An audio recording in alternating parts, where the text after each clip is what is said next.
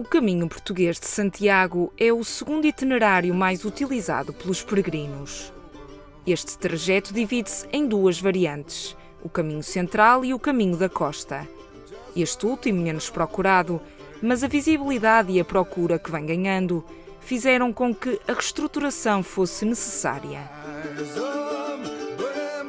Aquilo que se notava, e foi muito notório para toda a gente, é que havia uma falta de organização e de estrutura demasiado evidente, e o caminho estava a formar-se naturalmente. Havia peregrinos a fazer o caminho sem qualquer tipo de apoio institucional, mas que começava a existir aquilo que existe ainda, infelizmente, noutros caminhos, que é uma certa desorganização e uma visão demasiado local para esta questão. Para avançar com este projeto, os 10 municípios por onde passa este caminho costeiro uniram-se e agarraram a causa com todo o empenho. Mas, efetivamente, quais eram as melhorias prioritárias?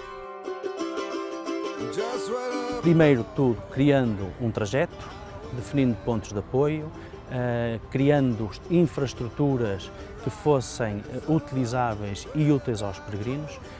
Em alguns casos, onde haviam associações locais, os municípios foram fazendo a ponte com algumas das associações locais. Onde elas não existiram, ou não existiam, ou não existem, os municípios foram trabalhando um pouco de forma isolada, mas sempre criando pontes e, se quiser, tentando encontrar o mínimo denominador comum que permitisse que este projeto tivesse um mínimo de coerência e permitisse ter o resultado que teve, que foi ser apoiado pelos fundos comunitários.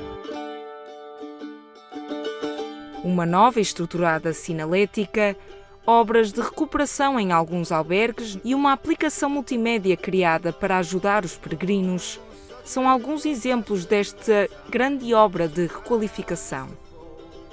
Um projeto que estava na mesa há mais de uma década e que se concretizou graças à ajuda dos fundos comunitários.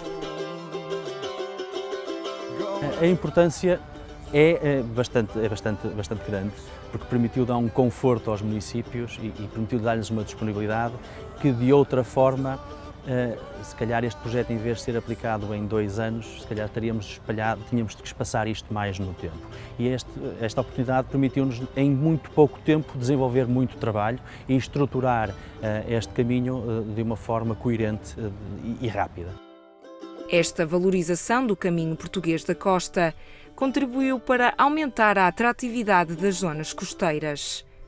São cada vez mais os peregrinos a optar pela orla marítima e o retorno, esse, tem sido muito positivo.